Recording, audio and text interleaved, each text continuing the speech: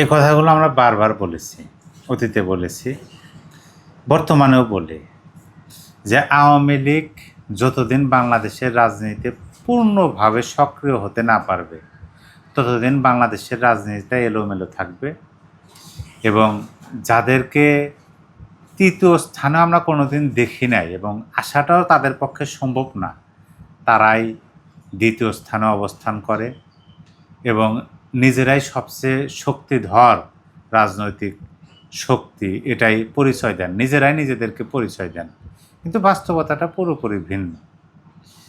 আবার এইটাও কিন্তু আমরা বলেছি যে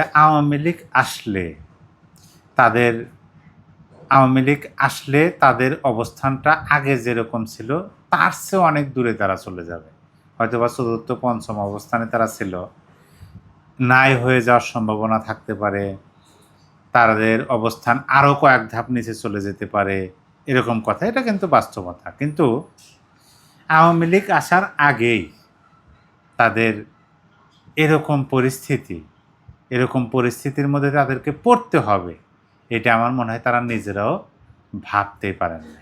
বাস্তবতাটা আপনাকে বলি। দেখেন, বাংলাদেশের বর্তমান রাজনীতিতে সক্রিয় রাজনৈতিক দলগুলোর মধ্যে ডক্টর ইউনূসের আমলে সবচেয়ে ভালো অবস্থানে ছিল কারা? বাংলাদেশ জামাত ইসলাম। তাদের আদর্শটা আমরা জানি, যদি তারা বলুক যে সাংগঠনিক যে তাদের যে বিধিমালা আছে সেইটাতে তাদের বাংলাদেশের রাজনৈতিক দল বাংলাদেশের পক্ষে, তার মানে সেখানে তারা লিখে রাখছেন যে মুক্তিযুদ্ধের পক্ষে। কেউ কেউ এরকম বয়ান তৈরি করার চেষ্টা করেন, কিন্তু বাস্তবতা তাদের যে কাজ, সে কাজের সাথে কিন্তু সেই সাংগঠনিক নীতিমালার কোনো প্রকার মিল খুঁজে পাওয়া যায় না।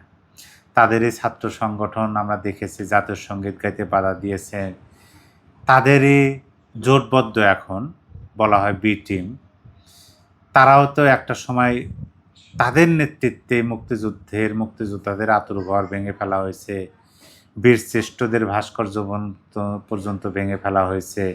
যাক, এই বিষয়গুলো নতুন করে বলার কিছু না, আমরা সবাই জানি। কিন্তু এখন ওই যে বলে না যে বাটপারি কয়দিন করতে পারে একজন মানুষ বা একটা সংগঠন, যদি বাটপারি করে পুরো জাতির সাথে কয়দিনই বা করতে পারে বাটপারি, সেইটা এখন নিজেদের উপরই নিজেদের ঘাড়ে এসে পড়ছে। তারা কি বয়ান দিত? তারা বয়ান দিতেন যে বাংলাদেশে ভালো লোকের, সৎ লোকের শাসন দরকার, যারা দুর্নীতি করবে না, যারা লুটপাট করবে না, ভালো চরিত্রের মানুষের শাসন দরকার, যাদের চরিত্রহীনের কোনো রেকর্ড নাই, যারা চাঁদাবাজি করবে না, এই ধরনের বয়ান তারা দিয়েছিলেন না? অথচ সরকারে যেতে পারেন নাই, বিরোধী দলে আছেন, তারপরেও তাদের কত কি বের হলো। তাদের বি টিম, তাদের জোটবদ্ধ, তাদের বিরুদ্ধে কত কত অভিযোগ দেখুন তো, একবার ভেবে দেখুন। এবং তার নিজের দলের নেতাদের বিরুদ্ধে কত অভিযোগ, চাকরি দেওয়ার নাম করে ছোট্ট ছোট্ট শিশুদের কী অবস্থা।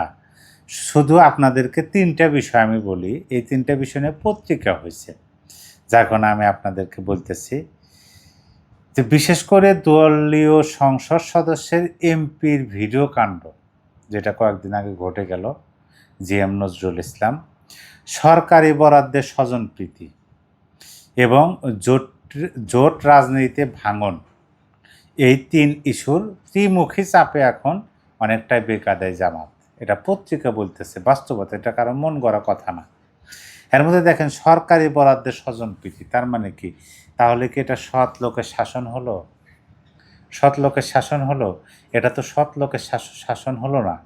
এটা হলো উপরে উপরে নিজেদেরকে সৎ দেখানো, নিজেরাই নিজেদেরকে সৎ হিসাবে পরিচয় করে দেওয়ার চেষ্টা। কিন্তু বাস্তবতা এই যে স্বজনপ্রীতি আছে, নারী কেলেঙ্কারি আছে এবং তাদের জোট ভেঙে যাচ্ছে। কারণ কি? ভালো মানুষের সঙ্গ তো কেউ ছাড়তে চায় না। ভালো সংগঠন, ভালো রাজনৈতিক দল, তাদের সঙ্গ কি কেউ ছাড়তে চায়? ছাড়তে চায় না। কেন ভেঙে যাচ্ছে? আবার তাদের বি টিম জোটবদ্ধ যে আছে, এই বিষয়গুলো যদিও এখানে একটা সন্দেহর গন্ধ আছে যে এটা কি তারা নিজেরাই ঘটাইতেছেন কিনা? তারপরেও তো মার খাচ্ছে, যেখানে যাচ্ছে সেখানে তাদের মার খাইতে হচ্ছে। যা এখানে যতই ম্যাটিকুলাস রিজন করুক, বাস্তবতাটা আপনাদের বুঝতে হবে যে এটা তাদের নিজেদের কর্মের ফল। এখন এই যে কাজগুলো হচ্ছে, এই কাজগুলো কি আওয়ামী লীগ করতেছে? না তো, আওয়ামী লীগ তো বাংলাদেশে নাই।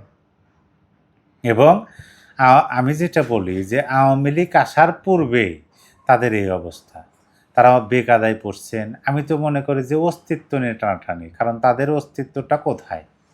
তাদের তো জনগণের উপর তাদের অস্তিত্ব নির্ভর করে না। তাদের যে আমির আছে, সে আমিরই তো নির্বাচনে জয়লাভ করতে পারে না জনগণের ভোটে। আবার এইবার যারা অনেকেই সংসদ সদস্য হয়েছেন, যাদের বিষয়ে নানান ধরনের প্রশ্ন আছে, সন্দেহ আছে, কিভাবে হলেন? আর নির্বাচনটাই তো হয়েছে অর্ধেক জনগোষ্ঠীকে দূরে রেখে। তারপরেও মানে এদের যেটা অস্তিত্ব, এদের অস্তিত্ব হলো যে ধর্মকে ব্যবহার করা, ধর্মকে সামনে রেখে সেই ছায়ায় চলা, মানুষের সাথে প্রতারণা করা, মানুষের অনুভূতি নিয়ে খেলা করা, এটাই হচ্ছে তাদের অস্তিত্ব। প্রকৃতপক্ষে আপনি আজকে ইনক্লুসিভ একটা নির্বাচন দেন, সকল দলের অংশগ্রহণে একটা নির্বাচন দেন, দেখেন তো আওয়ামী লীগ সহ তাদের অবস্থানটা কোথায় যায়, জাতীয় পার্টি সহ মানে সকল দলের অংশগ্রহণে নির্বাচন, তাদের অবস্থানটা কোথায় যায়?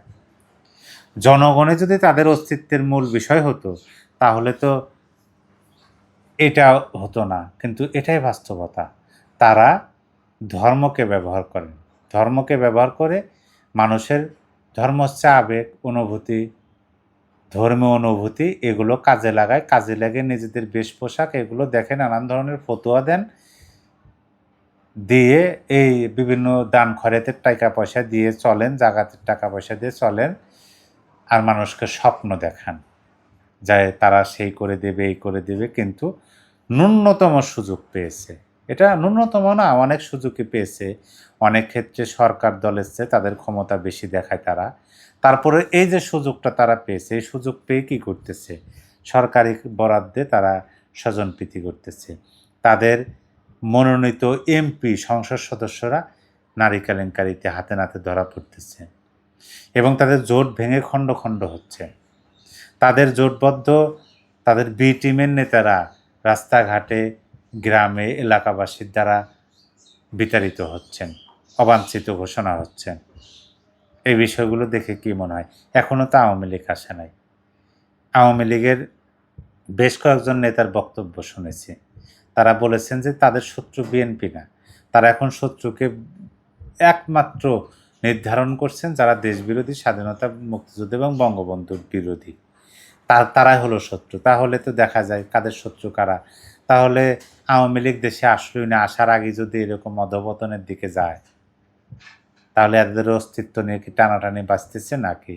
অতীতের কথাগুলো মিলান। সেই জন্য প্রথমেই বললাম যে নিজের ঢাক নিজেই ফিটাই, এই কথাগুলো অতীতেই বলেছি, স্বয়ং ডক্টর ইউনূসের আমলেই বলেছি। যারা শুনেছেন তারা বুঝতে পেরেছেন। প্রিয় দর্শক, এ বিষয়ে আপনার কিছু বলার থাকলে কমেন্ট বক্সে লিখে জানিয়ে দিতে পারেন।